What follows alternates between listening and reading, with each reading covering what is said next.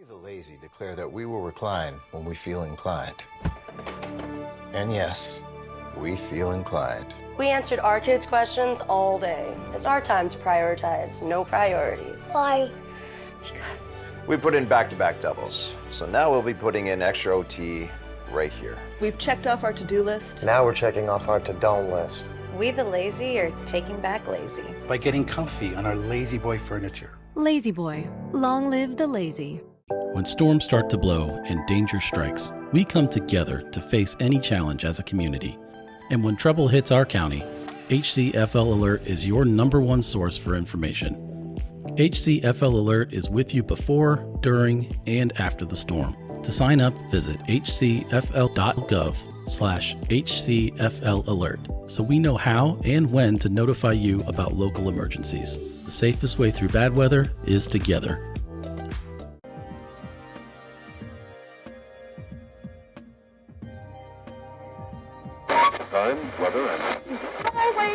How you doing, everybody? I'm Chief Meteorologist Dennis Phillips. Heat, still the hot topic of weather conversation, right?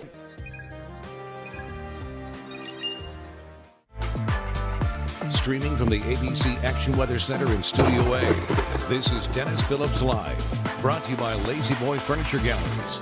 Long live the lazy, and by HCFL Alert. How you doing, everybody? It's a Thursday night edition of Dennis Phillips Live. We have got a ton of stuff to talk about. We usually take our time getting into stuff, but not tonight. Tonight, we are going to jump right into the tropics, and then we are going to be talking to the editor-in-chief of Ye Olde Farmers Almanac. Now, I have been one of those guys ever since I was a kid. I would read the Farmers Almanac. I was always intrigued, not just by the weather forecast, but usually the weather forecast. But they've got all sorts of stuff about planting, astronomical events. And we're going to talk to Carol in just a minute or two. But I do want to jump into the tropics first. We usually do our hellos, lots and lots of hellos. But because we have got so much weather to talk about, and a lot of folks already freaking out a little bit about what potentially could be coming, generally speaking, toward Florida by the end of next week. Let's go ahead and get into that. We're going to start local. I'm going to go ahead and take a look at what's happening for the holiday weekend for you, all right? And the rain that we've had earlier on, we still have that east to west flow, so we had some strong storms, winds 40 to 60 miles an hour, 3-4 inches of rain, southern Pinellas, western Manatee, same old for the last couple of days. The pattern will not change. We're going to continue to have that east to west flow. What's changing is a little less moisture out there. Less moisture, less rain coverage. Makes a lot of sense, right? So with temperatures right now mostly in the 70s, thanks to we've been cooling off after the rain that we had, after highs today hitting the low to mid 90s. Tampa right now 79 degrees. The winds are calm. We've had gusty winds throughout the afternoon. How you doing, Terry in Oldsmar? Good to see you. So everyone's freaking out, Bridget, because there are a lot of people on social media posting worst case scenario. I'll get to that in just a second. I mean, it's just a lot. It's surprising, but I don't know if it's because it's boring out there and looking for some action or what, but again, I'll get into that in just a second. There's a look east to west motion with the rains. The morning will be quiet. No matter what you have planned tomorrow, Saturday, Sunday, or on Labor Day, the weather will be just fine. The beach, the pool, the barbecues early on. You're going to maybe do some smoking. You're going to smoke some brisket. Well, you'll be good to go early on, but I do think by mid to late afternoon, you're going to be dodging storms, especially if you're taking the boat out this weekend. You're no problems at all in the morning, but after 3 or 4 o'clock in the afternoon, watch out for those storms popping up quick, because they will pop up quick. But you notice Friday and Saturday coverage will be lower than it has been over the last couple of days. Going into Sunday and Labor Day, I think coverage begins to increase a little bit as some more moisture returns. And you can kind of see it there with the rainfall forecast. Sunday and Monday, definitely higher coverage of rain, heavier rain in some spots, but it will not be in the morning. It's going to be a perfectly fine weekend. You have lots of chances to get outside and do anything outdoors, but prior to 3 o'clock, it's just from 4 o'clock on is when things get a little dicier. There is a look at the tropics. You got that blob going on out in the western Gulf. Whether or not that even would develop, and I don't think it will, it's going to dump a good bit of rain across the northern Gulf Coast. You've got another little blob moving it through the Yucatan. That, too, is drifting off to the west, and we're not expecting any development. But, of course, there is a look at the area in orange. Now, I'm going to check because the NHC is going to give an update any second. We'll see if they keep it at 40%. Still the 2 p.m. update. So here's the bottom line. And we're going to keep this real simple for you, all right? So I'm going to show you the European ensembles. If you guys have been on this show watching long enough, you know what the ensembles are. With the European ensemble, as with many ensembles, you have 40, 50, 55, depending on the model, individual runs of that particular model. And they tweak things slightly. Different parameters are tweaked to come up with a different solution.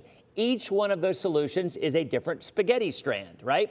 So there's 51 strands of spaghetti right there with the European model, all right? How many times have we gone over a tropical system that is not developed yet, and the models are going to go right, they're going to go left, it's going to get stronger, it's going to get weaker. Until you have an actual center of circulation and something to track, it's a waste of time. It's non-forecastable, right? And what I've been seeing today a lot on social media are operational runs of the GFS and the European model. Those operational runs are the one model that if you were to Google, show me a model, not the ensembles, remember the ensembles are the 51, 50, whatever it is, different strands of spaghetti. But the operational is the official one, if you will. But the bottom line is, when are we going to learn our lesson? You are not going to have an accurate operational model when you don't even have low pressure yet. So all of those, you know, the GFS is a perfect example. The GFS 12 hours ago had a big old hurricane coming into the west coast of Florida. The next run, nothing. So my point is, look, you guys follow who you want to, you do what you want to, but all I'm advising you strongly is ignore those runs or those posts that show a Cat 3 hurricane coming into Florida a week from Saturday. I'm not saying it can't happen. I mean, we all know, look, how many times have you heard me say a Caribbean storm is obviously the one that we're most concerned about? And this will more than likely be a Caribbean storm, although you do notice some of the ensembles actually keep it north of the islands, but odds are probably a little bit higher that this stays in the Caribbean. But once it does, it could go in so many different directions, all right? Here is a look at the ensemble again. I want you to look at the cluster of lows. Each of these are, instead of a spaghetti strand, it's a little L, it's a little low. Look at where they are. East of Florida, south of Florida, west of Florida, northwest of Florida, and to Central America. There are so many different possibilities that to kind of put out there, well, and you know me, I get really frustrated with the whole worst case scenario setup. What's the point of showing a worst case scenario when the odds of that happening are probably less than 5%? To prepare people, I mean, maybe, I guess. If you want to prepare someone for the worst case scenario, so be it. I prefer to be the other way around. I'm a glasses half full kind of guy. And I'm like, look, if the odds are against this happening, especially 10 days out, why throw it out there and freak people out even more? Because we all know there's a lot of people that get freaked out very easily when it comes to hurricane season, with good reason. After Irma, after Ian, after Michael, after Adalia, you know, even after Debbie this year for our area. So bottom line is, and it pains me to say this because I don't like saying we don't know, but we don't know. It's 10 days out at least. There's no low pressure. There's a cluster of storms out there. That's about it, all right? And if you look at all the different model runs, I mean, here is the European model, all right? We can go ahead and look at the Euro. I'll show it to you right here. Go ahead and put this in motion. And watch, there's your blob right there, moving into the islands, getting better organized, and then it turns into a rather weak area of low pressure in western Cuba. Now, how strong it gets is kind of meaningless because this far out is kind of a moot point. But when I look at that with the Euro, what is concerning about that, obviously, is that it's located in that area you always hear me talk about, west of Cuba, east of the Yucatan, that can come into the Gulf of Mexico. If a storm goes into the Gulf, it's going to hit somebody. There ain't no way around it. It's going to hit somebody. Doesn't mean it's going to hit Florida, but it's going to hit somebody. And by the way, this is an incredibly weak system right there. It's probably just a depression. That you can't even look at. That's not going to be very accurate 10 days out. But the Euro does bring a trackable entity into the Western Caribbean in 10 days. A very weak one, but it's still there. Now, what about the GFS? All right, well, here's the GFS.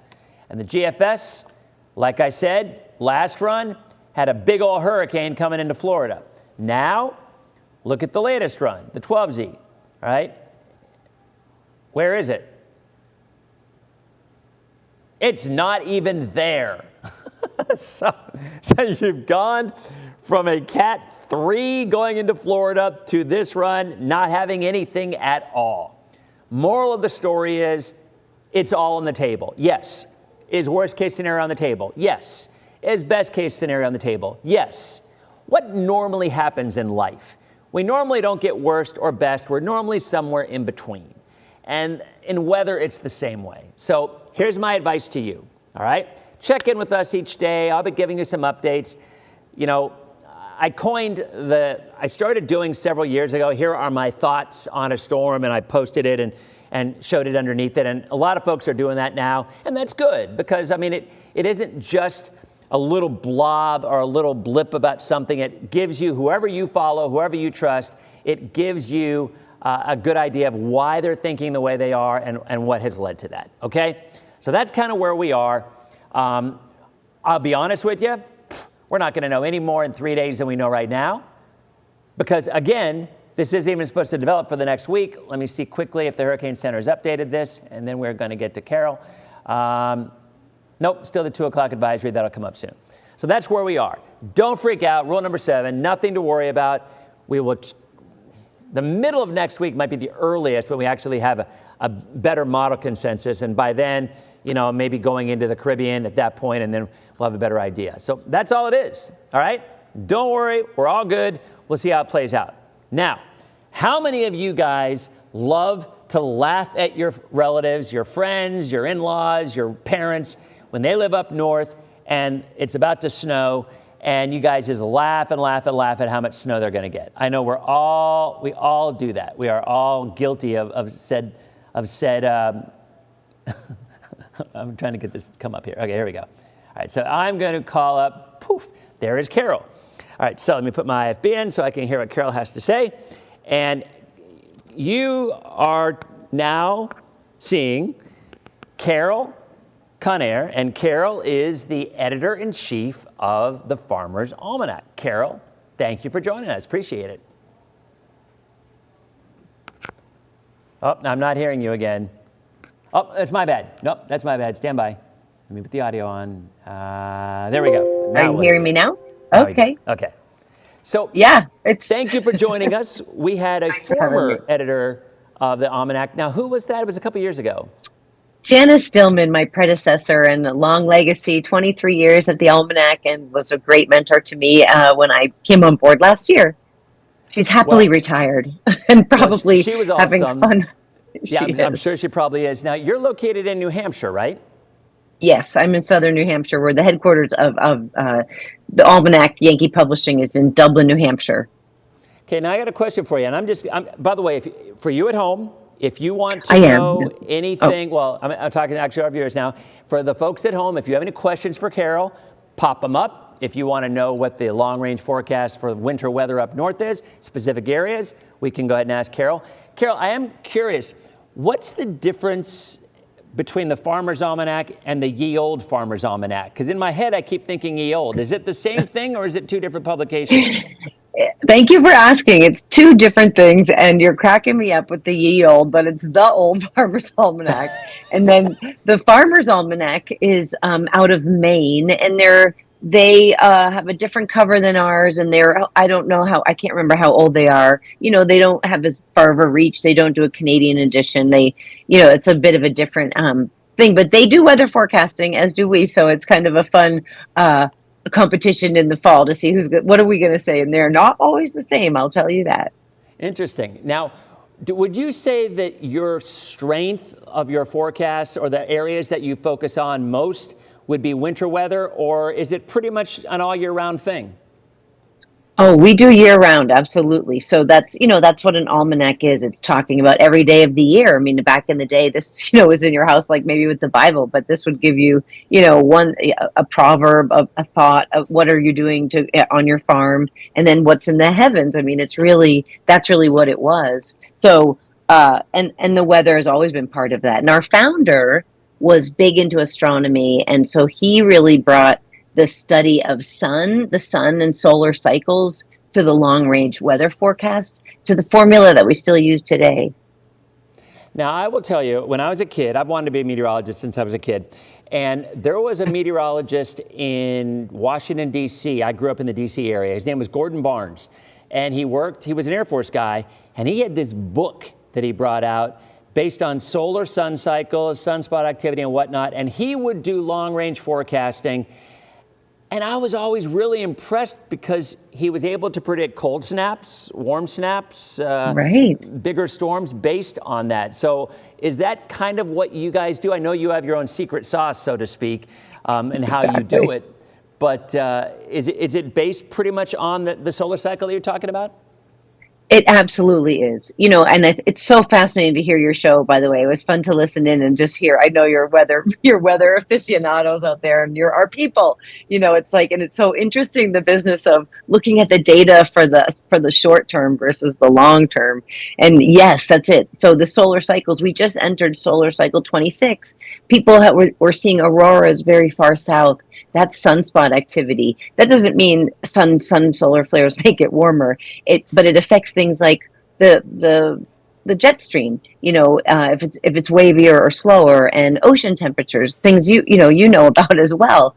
But those can be looked at in terms of what was this like in the 11th solar cycle in an El Nino on year 9, and with these other teleconnections. And so that's really what it is. And of course, like now, just like you, the data and the kind of computing where we can put to the task, as you said, is kind of ridiculous.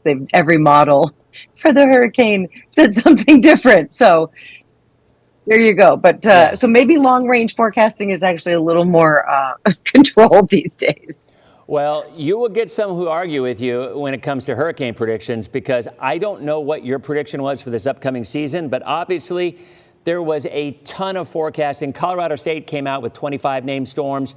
Another relatively reliable source, if you will, allegedly, supposedly, came out with 33 named storms.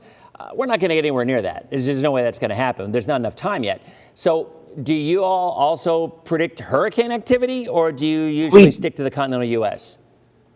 We don't predict hurricane activity, but we will, if you look, for every month of every region by day, we have things like, T storms possible, or heavy T storms, or things. So we're going to see that and predict that overall pattern. And like you said, it's kind of more the localized what's happening now, which could lead to create something different or bigger. But I think what that long range thing is about is those trends. Okay, Jamia wants to know, Jamia is going to the Poconos on March 14th to 23rd. She wants to know if there's going to be snow. I have to look at my book. Like we're putting you on the spot or anything. What's her name? Her name's Jamia. Okay.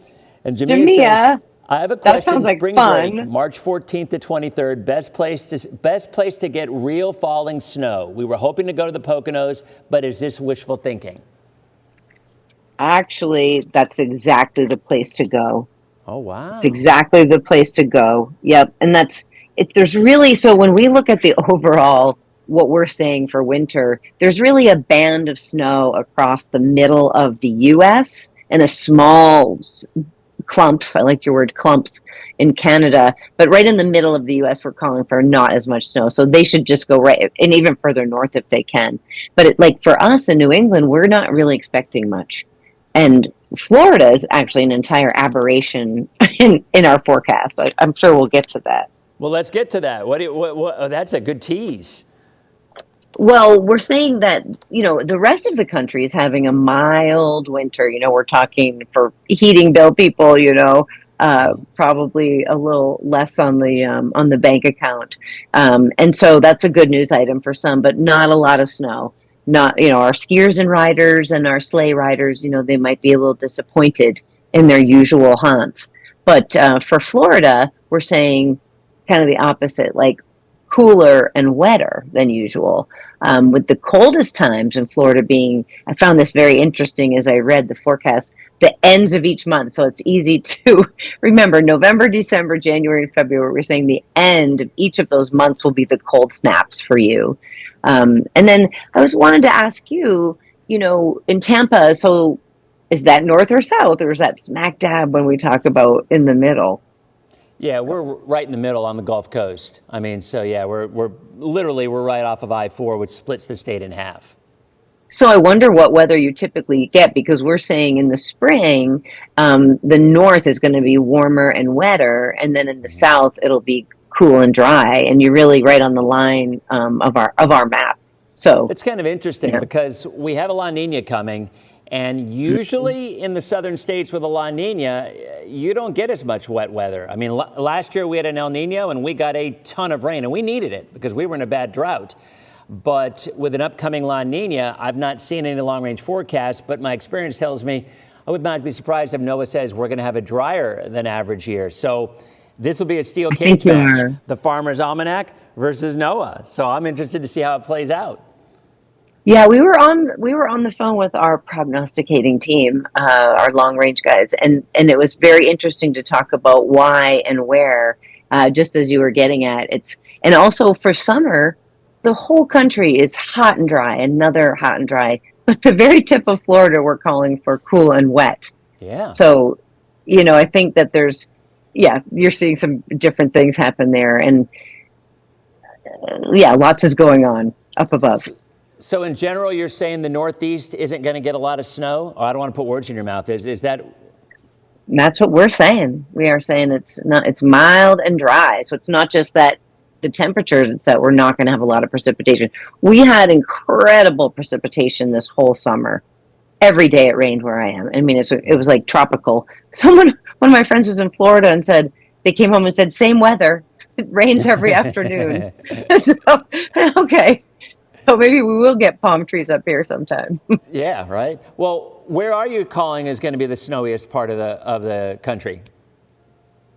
It's really a band across the middle. So like Utah and, even the northern parts of Arizona, and then the Ohio River Valley, even toward the coast. But sort of smack in the middle, we're saying not as much snow, which is the Rockies, but kind of on either side in the middle. And that's, and then even in Canada, often the prairie provinces, which flow on, of course, that, down south of the Great Lakes, they tend to be, they can be not as snowy, rather snowy because they get the lake effect snow. But we're saying this year they're really not going to see it either. Oh, wow. If you're just tuning in here with Carol Conner, Carol is the editor-in-chief of the Farmers Almanac. I'll tell you something. One of my favorite movies is the movie Hoosiers, and I'm sure you're probably not familiar with this little tidbit in it. But early on in the movie, the female character, Barbara Hershey, she's out there just hoeing away to the ground and everything, and the ground was still frozen. And she told the guy, she's like, "Hey, the Farmers Almanac says it's time to plant," so she's going to plant. And I remember that, and so. There's a lot of folks in our area that try to grow, but the heat is so overwhelming that it can be really challenging. So I know the Almanac also includes tips on planting and growing seasons as well, correct? Absolutely. And it's a challenge. It really is. Maybe this, the hardiness zones completely changed. The new normals have completely changed. I mean, people can grow things in places they can't. And as you suggest, they can also not grow things that they used to be able to grow, or certain crops are just not going to be viable. And so, here's the good news. Growers and farmers have always been creative, as well as weather nuts, for good reason. And, they're going to figure it out. It's like we have cultivars, we have certain species that will do better in drought.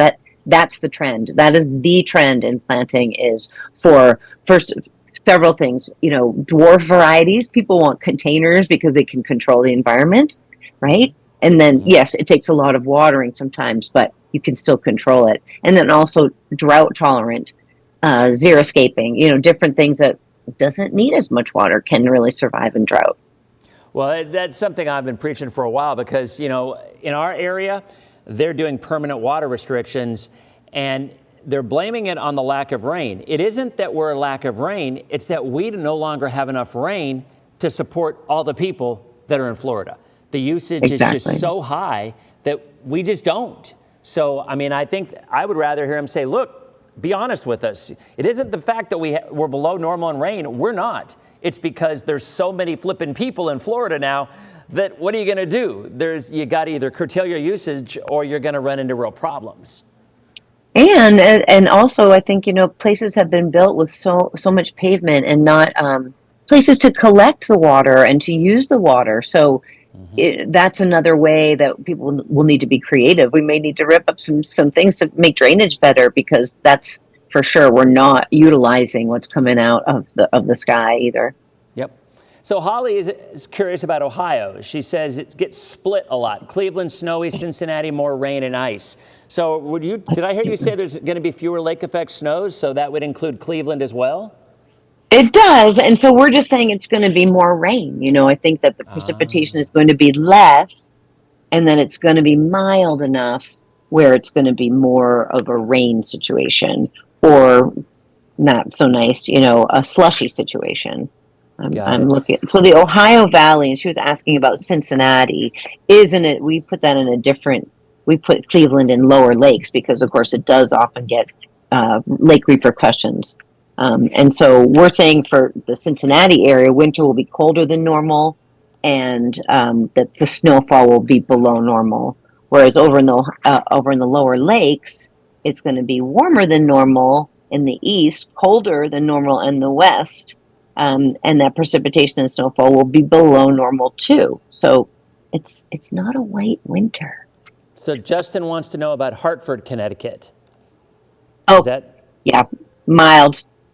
Oh, taking a walk on the mild side, as we say, all of New England. So many Floridians, I get this all the time. They're like, I want to drive to see snow, because there's a lot of Floridians that have never seen snow. And a lot of our viewers, and sometimes we'll tell them to go to the Smokies. Sometimes we'll go maybe like to Boone, North Carolina, because that's where we've gone. And now what about the Carolinas this upcoming winter? Yeah, I think the southern parts of those states, but really it's going to be more southern Ohio, just north of there. I think Ohio is your word if you want to go see the snow this year. Okay. Unless you don't want to go further west. Yeah, and a lot. What about Chicago? Cheryl's asking about Chicago. Okay, so for Chicago, we have cold and dry. Looking at my map. So, all right. So you're going to get a lot of cold air coming in from the northwest with fewer storms. So that would make sense. I'm thinking, and really, meteorologically wise. They're thinking there's going to be a lot of weather coming at us from the north. So a lot of Arctic blasts that will make their way down. But again, that in a temperate, when it's dry, it's not necessarily, it depends, right? If it's wet, okay. But by the time it gets there, it's not cold enough. So it's just going to be, it's that year when you get snow up here. We get these winters where the first inch is snow and then the rest of it's rain. Yeah. And so I think we're going to have a lot fewer storms, and they're going to be those when we get them. Terry says snow is overrated. That's a Floridian perspective. Kathy wants to know about Colorado. Yes, that is a place, if you're going west, to go see and do snow. Okay. All right. So Colorado's going to have a solid year of snow. My daughter just moved out to Denver, so she'll be happy to hear that. What about Buffalo? That's lake effect. So you're saying they would now... Would they be getting more rain? Looking at my map. Yeah, it says no. So they're going to be very dry but cold. Ah, all right. Yes. Well, there you go. So we only have another minute left for our streamers. I want to keep you on a few minutes longer just for our Facebook folks, and then we'll let you run. I really appreciate you taking your evening. But again, so that's kind of an update. Carol is the editor-in-chief of the Farmers Almanac, or as I call it, Ye Old Farmers Almanac. I have no idea why. But I really think Ben Franklin started an almanac that was called the Ye Old Farmers Almanac. I think that's where I'm remembering something. Or Poor Richard's Almanac. Yeah, he did an almanac. Yeah. So anyway, folks, if you're watching on streaming, Thanks for checking us out. Again, updating the tropics so you can, this replays, so you'll be able to get my update early on. But at this point, let's just hang out. We got nothing to worry about. The Labor Day weekend will be just fine. And then middle of next week, we'll have a much better idea if and when this develops and goes in the Caribbean. Thanks for watching DPL streamers. You have a great holiday weekend. Okay, so we are still now on all our other platforms. So if anybody, Elizabeth wants to know about Virginia. Okay, Virginia. Elizabeth, what part of Virginia? Because Elizabeth, that's, you know, Northern Virginia is very different from southwestern Virginia. My family's from Southwest, but I grew up in Northern. That's Northern part Virginia of the snow belt. DC area. That's part of the snow belt. It goes all the way to the coast too. Yeah. Which part of Virginia? It looks like we have the whole. I think we have the whole western part of the state snowy. Yeah, that makes sense because then you're getting closer over to West Virginia and in the elevation. Yeah, that makes sense. So in Florida, recap again for you said it was kind of split in half. Well, for the winter, it's going to be cooler and wetter than normal. That's what we're calling for. March really looks like you'll get about 3 or 4 inches more precipitation than normal, which that's a lot, right? Yeah, it is. So. So get your rain barrels out, gardeners, I guess. Exactly. But then in the winter will be cooler, as I said, cooler and wetter, but the coldest are going to be at the ends of the months, November, December, Jan, and Feb. So I guess the 4th week of the month, bundle up. And then spring in the north is warmer and wetter, and then in the south is cooler and drier. But then in the summer, we're calling for just the tip to be the cool and wet, with the rest of Florida hot and dry where you are, especially, you know, it's further south than halfway.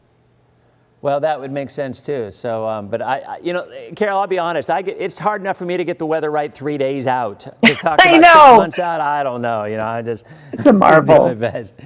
I'm trying though, isn't it? It is. Well, again, thank you so much. I really appreciate your time, taking your time with us this evening. Great information. And how can folks get a hold of the Farmers Almanac? Oh, almanac.com is a great place for information and to purchase an almanac. And then Amazon, and also lots of box stores have us, you know, hardware stores, good old Barnes & Noble or bookstores. It used to be, I don't know if it's, I think you can pretty much see it at Publix. I mean, I think when you walk into supermarkets, the checkout, right there. Yeah. There's the stand, and we make, you know, and it's never too early to start holiday shopping, and we are a great stocking stuffer. Oh, that's a great, and I've even bought in the years gone by, I've bought the Farmers Almanac calendar. Because I love the weather calendar. Yeah, it's good stuff. So, well, again, I'll Carol, send you one, thank you Dennis. so much for coming by, and have a great Labor Day weekend. Thank you. Thanks for having me. All right, bye-bye. Bye.